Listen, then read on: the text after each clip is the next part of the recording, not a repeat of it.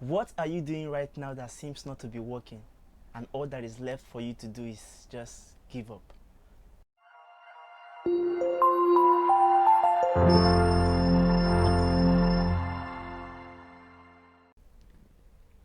Please, I want you to open up your heart and your minds to the words you're about to hear in this video.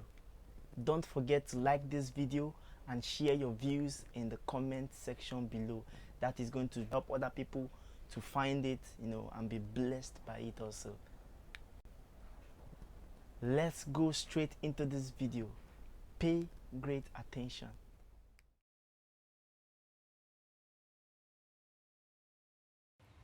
Right now, that many of you listening to me are just barely holding on.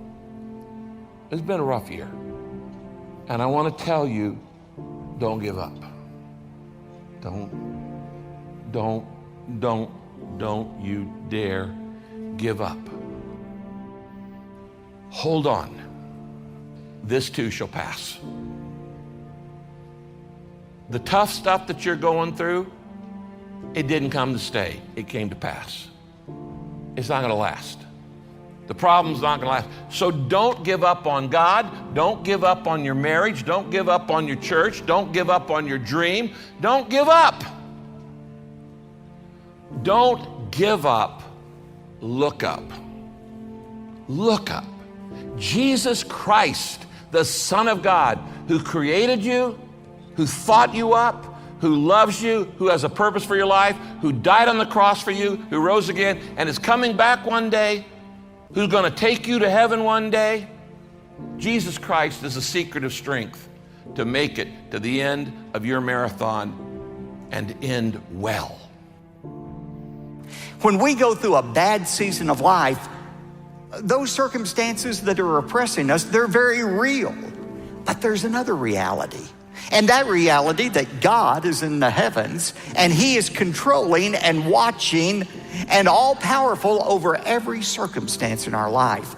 We have a choice. Are we going to focus on our circumstances or are we going to focus on our God? Things will start looking up when you start looking up. In other words, your circumstances will improve when you stop looking at them and start looking at God. Let me say it again. Things start looking up when I start looking up. You know, in the Bible, there's a phrase that's used over and over and over, and it is the phrase, lift up your eyes. Said many, many times in Scripture. It's just one way of saying, look up. Get your eyes off yourself and off your problems and off your circumstances and onto God. Refocus. Look at Him. Things will start looking up when I start looking up. When we look up and we see how big God is, it naturally shrinks the size of our problems. They just don't seem to be as big or as overwhelming when compared to the greatness of God. I don't know what burdens you're bearing. I don't know what grief or fear or anxiety or confusion you may be feeling right now, but I do know this. You need to look up instead of giving up. Don't give up, look up. In your disillusioned heart, in your angst, you've got your eyes focused on the wrong place.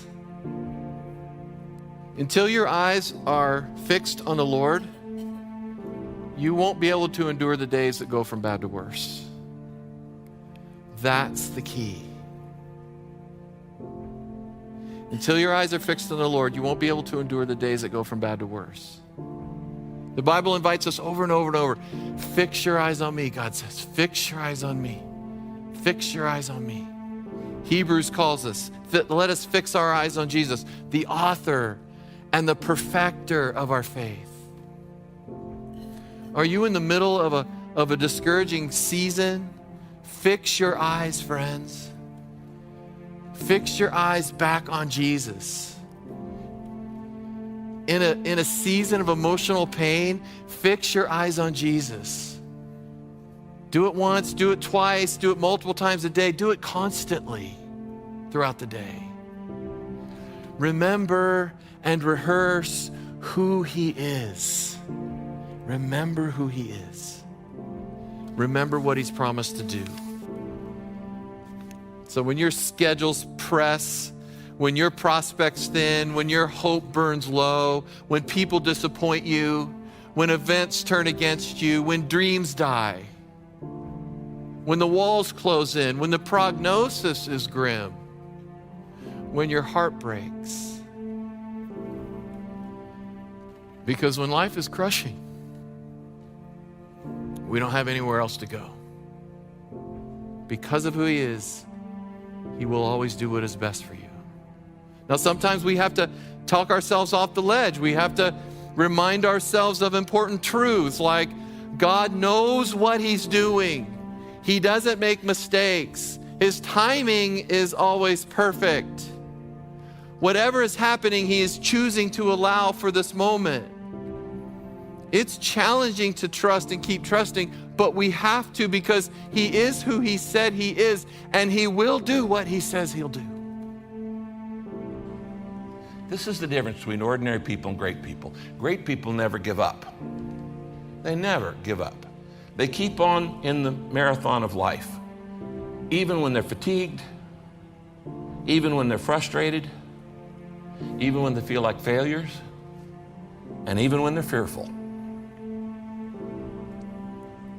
Don't you dare, friend, give in without a fight. Fight back.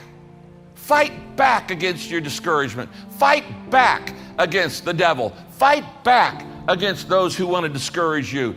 You got a great dream, and at some point, the devil whispers in your ear, who do you think you are? Attempting to do this. Wrong question. You should build your life not on what you think you can do, but what you think God can do. You let the size of your God determine the size of your goal. It's not about, do you think I would have tried to do all things I've tried to do in life because I was depending on me? Not a chance. In my flesh there dwelleth no good thing. I know that I can't do certain things. Jesus said, apart from me, you can do nothing. So that's pretty clear. Now, how do you react when your plans take longer than expected? When what you thought was going to be done real quickly, when you have a project and you go, man, this is taking me a long time to get through school. This is taking me a long time to get this thing built. This is taking me, what do? You give in to self-pity? Do you start complaining? You start blaming other people? Friends, if at first you don't succeed, you're normal. You're normal, okay? Nobody succeeds at first. The only way you actually succeed in life is by failing a bunch and learning what doesn't work. Failure is the stepping stone to success. Nobody ever succeeds without having failures. Here's the difference between successful and unsuccessful people. Successful people see failure as a temporary setback. Unsuccessful people see it as a mark on their character. Well, I'm a failure. No, nobody succeeds at everything. Nobody has an unbroken record of success. Refocus on God. Stop listening to the negativity and resist the discouragement. Don't you give into it. Resist it. Fight it. And who will give you the energy to fight it? Your Lord and Savior, Jesus Christ. So focus on him, not on the problem. When we're at our worst, God's at his best. The stage is now set for God to work his will his way. You see, over and over again in the scriptures, over and over again, the stage is set for God to do his most amazing work when the situation looks the bleakest to us. When you and I are fresh out of options, when you and I are fresh at the end of our rope, when you and I are at the end of ourselves, and we're full of fear, and we're full of uncertainty, that's when God steps back, rolls up his sleeves, and starts to wow us again. The challenge for us is not giving up too soon. You know, a lot of people start off great in life, but even before they get to the halfway point in their life, they've already really messed it up, and they've given up, which is worse than messing up. Here, let me say it again. Giving up is always worse than messing up. Everybody messes up. Why do people give up in the marathon of their lives? Because they got discouraged. Choose to change the channel of your mind. Don't keep replaying all those discouraging images in your mind. Instead, remember the Lord. Choose to think about God and what His faithfulness, His love, His mercy, His compassion. Choose to think about God, because your thoughts always determine your feelings. Do you want to stop being discouraged? Then stop thinking the way you've been thinking. You know, when bad days come into our lives, we want God to do something big, something miraculous, don't we? You know, a miraculous cure to the illness, the immediate return of a prodigal, the overnight breaking of a destructive addiction, the erasure of the financial problems we're suffering. We want God to act dramatically and instantaneously. Sometimes He does that, but usually that's not how it works. It's not in the big things. Instead, it's in that still small voice that God comes to give us courage to face that illness, or the grace to accept that prodigal's departure from God, the ability, the wisdom to handle the financial difficulty we're experiencing. That's how God speaks most often. And when the waves are crashing and the winds are howling around us, it is important that we learn how to listen to God's real but sometimes small voice in the midst of our bad season of life. Bad days are inevitable, but they don't have to be paralyzing. Those who live a significant life learn to expect bad days and learn how to refresh themselves physically, emotionally, and spiritually. You know, I found that going through a bad season of life is a lot like traveling through a dark tunnel.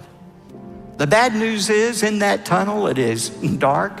You can't see in front of you. You don't know if you'll ever make it out. But the good news is, once you've entered into that dark tunnel, with God's help, you're already on the way out.